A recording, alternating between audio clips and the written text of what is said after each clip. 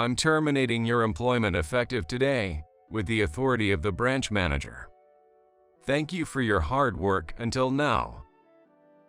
Approaching retirement, I had stepped back from the hectic front desk duties to work in a less demanding back office role.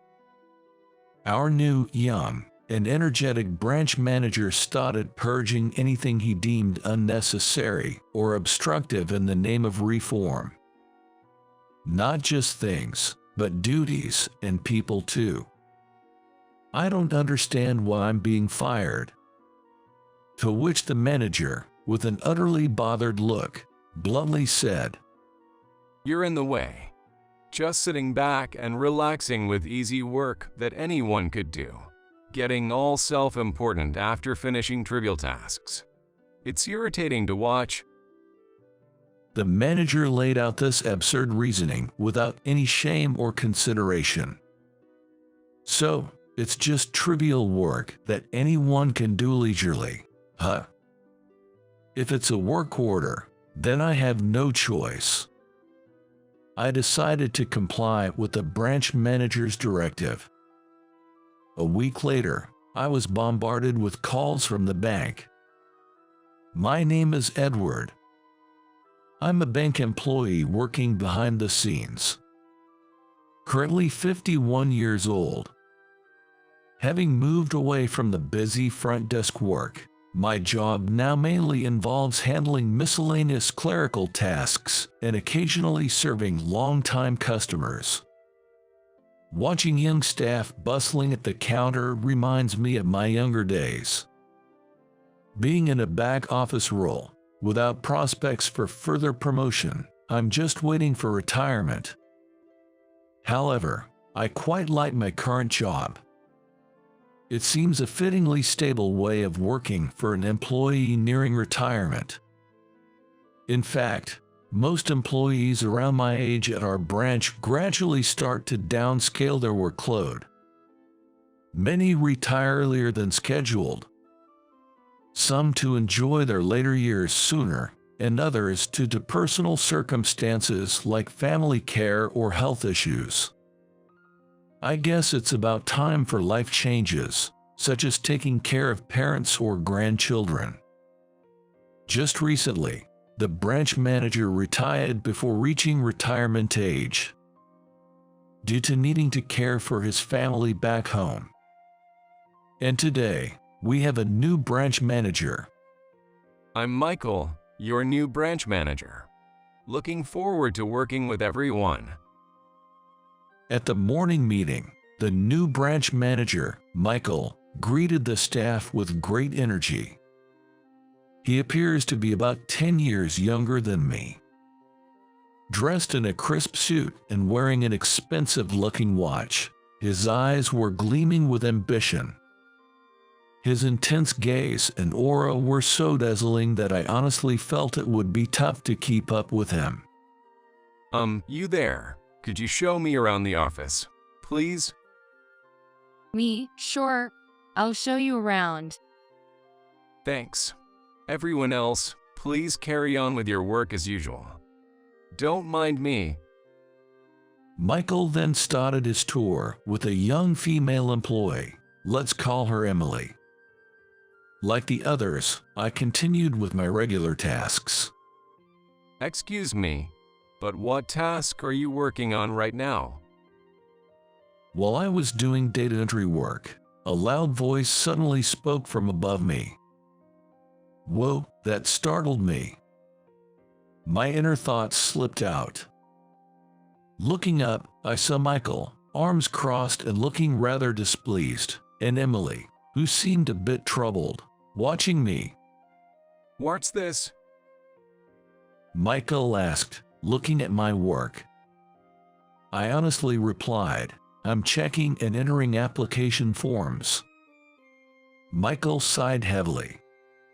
Honestly, I've never seen such a lax workplace before. He complained with a look of utter disdain. Lax? What do you mean? Just what I said. At my previous branch, no employee took this much time on back office tasks. I'm surprised there are employees specialized in this. Checking and entering documents may not be a big job, but it's necessary work. Mistakes can't be tolerated in tasks involving large sums of money. Someone has to do it, I believe. I don't know how it was at that branch, but is it possible that no one did the back office work? I thought about retorting that, but somehow felt it was too bothersome and gave up. Instead, I just responded, "Is that so?" and gave a wry smile. Emily looked on worriedly, and I felt sorry for her. I thought if I let it slide, Michael would just leave, but he stayed put and seemed to ponder something. Then, as if he had made up his mind, he nodded and announced to no one in particular, Decided. From tomorrow, we will reform this branch. The next day, true to his word, Michael started implementing changes at the branch. First off, he replaced almost all the office equipment with new ones. I wondered where the budget for that came from, but then I noticed an increase in the workload for the younger to mid-level staff, especially at the counter. Tasks that used to be sent to back-office jobs like mine were now less frequent, making the already busy staff even busier than before. If he pulls off this reform at the branch, sales will likely increase, benefiting all employees and propelling him to a higher position. I heard from the younger staff that Michael was talking ambitiously about this. But since his arrival, there has been a slight improvement in the performance of the junior staff, perhaps due to his strict guidance. As for me, watching Michael and the younger staff, I thought to myself, youth is incredible, as if it were someone else's concern. So, I never imagined that this reform would turn against me. One day, Michael called me into his office. I was a bit surprised since he hadn't spoken to me directly since his first day. "Do you need something?" Yes, I'll keep it brief because I'm busy. he said while thrusting a piece of paper at me. I'm terminating your employment effective today with the authority of the branch manager. Thank you for your hard work. "Yes," I replied, tilting my head reflexively. Michael's voice was so loud that other nearby employees could hear the sudden termination notice, causing a stir. I thought I had misheard, but the document clearly stated it was a notice of dismissal. You will be compensated fairly for your work so far, and we will handle the difficult procedures. So please pack your belongings and leave. Michael spoke quickly and then turned his back on me, hurrying back to his work. Completely baffled, I pressed him for an explanation. "Wait a minute, why am I being fired? Did I do something to harm the branch?" Despite my serious tone, Michael didn't look at me and simply said, We'll properly handle the retirement encouragement. "That's not what I'm talking about. I'm asking if I've violated any work regulations or made a major mistake. This is wrongful dismissal." Michael sighed with annoyance and finally faced me. You've violated the duty of diligent service. Bank officers and employees must be aware of their public mission and strive for fairness and efficiency in performing their duties, as the regulations state. "Why am I accused of violating that? Please be specific." What a hassle. You don't try to keep up with new equipment or systems and still use outdated ones, causing delays, don't you see? Michael rattled off furtively and quickly. Have I ever caused a delay in work deadlines? I don't think I've caused any delays. It's a waste of time when young employees have to teach you how to use new equipment. or when they have to wait for your confirmation, disrupting smooth operations. That's quite a far-fetched accusation, I said, anger seeping through my words.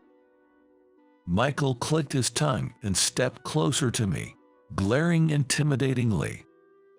You're in the way. Michael said dismissively. While other employees are busy working, you're just sitting back and relaxing with easy work that anyone could do, getting all self-important after finishing trivial tasks. It's frustrating to watch. It seemed like Michael wasn't even trying to hide his malice anymore, speaking recklessly to someone older than him. I'm neither relaxing nor arrogant. So, you're saying you want to fire me not because I'm causing losses to the branch, but because you find me annoying. Confronted with Michael's irrational logic, I somehow became calm and stated that, Think whatever you want. Layoffs for staff restructuring aren't uncommon. Would you gone? We can hire capable young employees when the time is right. Michael replied with a sneer. Termination without a rational reason is an abuse of authority. Moreover, the back office work assigned to Edward by the previous manager is supposed to continue this term. Emily, who had been watching us argue, spoke up timidly. Following her, other employees started muttering, "Yeah, it's an abuse of authority." Then, as of now, I declare back office work abolished. Michael shouted, not caring who heard. It was lucky that there were no customers around after hours. I'm the current manager. The previous one might have tolerated it, but I won't have incompetence in my branch. If anyone objects, they're fired too. There's plenty of replacements. The other employees quickly looked away. Only Emily kept her eyes on Michael, albeit fearfully, realizing the situation might turn against her next. I took a deep breath and calmly said, "Understood. If the position is being abolished, I have no choice but to accept the termination." My sudden acceptance of the order left everyone, including Michael, momentarily speechless. However, let me advise you, everything said and done here has been heard by the other staff. Everything. So please have no regrets. Regrets? What are you talking about? I'm glad you understand and accept it. It really helps me out. That ended our conversation. I packed my things and finished the minimal handover that day. Leaving the bank where I had worked for over 20 years in such a manner was deeply disappointing. Yet, at my departure, the colleagues I had worked with for years showed they would miss me. Some even with tears. Despite their pleas to reconsider, I left, content with their feelings. A week passed. With no job, I no longer needed to wake up early, leading to erratic sleep patterns. Today, I woke up around 10 a.m. and found several missed calls on my phone. All from the bank I was supposedly fired from a week ago. What's this about? Before I could ponder further, the phone rang again. Picking up, I was greeted with a familiar shouting voice. What on earth is going on? Wow, what? Is that you, Michael? What's this all of a sudden? What do you mean, what? What did you do? Tell me the truth. I have no idea what you're talking about. Start from the beginning, please. Michael then explained that days after my departure, several major clients threatened to close their accounts. The bank's internal operations were nearly collapsing, unable to function properly.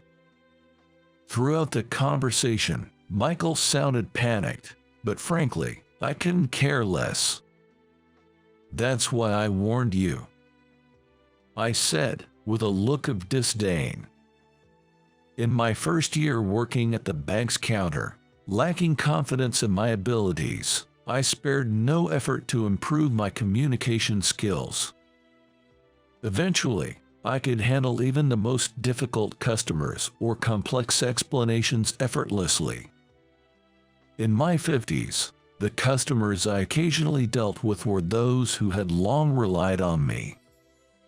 They trusted me more than anyone else for my clear and concise explanations, including some of Michael's mentioned major clients. Wealthy individuals are careful with their money and won't entrust their significant assets to a bank where they can't trust the people. That's what I always prioritize: trust with clients. In just 1 week, this person lost their trust I built over 20 years. At that point, my feelings transcended anger and sadness. I was simply astounded. I don't know what caused the major clients to leave all at once, but what do you mean the back office work is on the brink of collapse? I thought those trivial jobs anyone could do were supposed to be easy and comfortable. I tried speaking in a rare sarcastic tone. I knew that administrative work wasn't something that could be done casually alongside other tasks, and deliberately used the same words that Michael had previously said to me. Having stepped back from customer-facing duties as I neared 50, I had taken on most of the processing work that other staff couldn't manage. Though each task in processing work was simple, the sheer volume meant it took as much time and effort as customer service. Spending all day with numbers and documents is more exhausting than one might think, causing many to burn out quickly. I might be an anomaly, finding joy solely in my work, not having a family or particular hobbies, and always eager to learn new things. In any case, I believe there was no such thing as idle work at the bank. It's obvious. You must have bad-mouthed our branch to your clients. Of course not. As a professional, I would never undermine a branch's reputation out of personal feelings. I simply sent thank you letters to the clients who had relied on me for years. Of course, I was in the process of handing over the clients I had acquired to Emily and other junior employees. When clients visited the bank, I would occasionally greet them, assuring them that they could trust these younger staff members when I eventually retired. When Michael ordered my termination, I wrote personalized greeting cards to each client, explaining my departure. I was terminated for a logical reason, right? For neglecting my duty of diligence. I just informed and apologized to the clients. So, that's why the clients are complaining that you were treated unfairly. You shouldn't have interfered. The apologies in my letters for my supposed negligence did not violate any duty to maintain trust or confidentiality. I believe informing them of my retirement and introducing my successors was the right thing to do. It may sound inappropriate, but I was quite pleased that many clients were angry about the unfair treatment I received. They probably believed that someone like me could never have violated my professional duties. It felt like a validation of my diligent work. Come back immediately.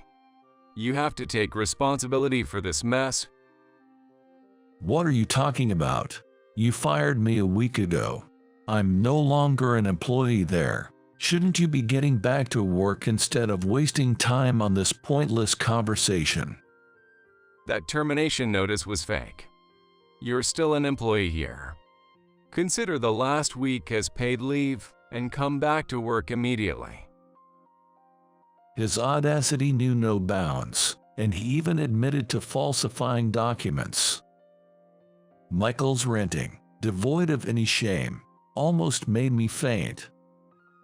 "You've been quite loud. Isn't it business hours? Are you not bothering the clients?" I tried to stay calm in my response. After a pause, Michael's voice came through the phone, subdued. Please come to the bank. I'm begging you. Later, I visited the bank as requested and was led to the manager's office, where Michael and the senior bank officials were present. Seeing Michael after a week, he looked worn out, a shadow of his former self, likely chastised by the higher-ups. The executives apologized to me, unanimously asking me to return. "I'm sorry for not meeting your expectations, but I can no longer work under a manager who commits unfair dismissal and document forgery." If the manager changes, would that resolve the issue? Before I could answer, Michael rushed over and apologized deeply. Edward, I apologize for my rude behavior. I didn't realize you managed many major clients. Please don't let me be fired. Michael's demeanor had changed, though he was still loud. Michael, please keep your voice down. It's carrying over to the client area. As the door opened with a knock, Emily and the president of Brown Real Estate, a major client I managed, stood there. "Edward, Emily has always been under your good care." "Thank you, and I apologize for the disturbance." President Brown greeted me politely when he saw me. He is my longest-serving client, and also the father of Emily, the bank employee. "I've heard about this situation from Emily, and understand it's been tough on you. It has made me think about reassessing where I keep my assets. Today, I came with Emily to take care of that." It seemed that President Brown was also considering closing his account with our bank. Losing a client who had been with me for so long was regrettable, but inevitable. "However, I didn't mean to eavesdrop, but I heard something about changing the branch manager and Edward returning. If that's true, I would feel secure entrusting my assets to Edward again." It's unclear if President Brown's words were decisive, but ultimately, Michael was promptly dismissed. He was given a genuine termination notice, and while his future was of no concern to me, I thought someone with his experience in banking wouldn't struggle to find another job. However, it didn't seem as straightforward as I thought. President Brown, holding accounts at various banks, had casually shared the details of this incident with employees at these banks. Consequently, Michael became blacklisted in the industry and was turned down for employment everywhere he went. There's no duty of confidentiality to a single customer. Emily remarked nonchalantly, which I found somewhat intimidating. I heard through the grapevine that Michael was now making ends meet through part-time jobs. I sent out greeting cards to my clients, informing them of my return to the bank. Those who had once lost trust and closed their accounts were quick to reopen them upon hearing of my reinstatement. This experience taught me the importance of proper transition and passing on responsibilities, and I am now diligently training the younger employees. Fortunately, these young staff members are highly responsible and eager to learn. Being valued and needed even after turning 50 feels incredibly rewarding. With a newfound goal of nurturing the next generation of bankers, I am enjoying my days, filled with excitement and a sense of purpose.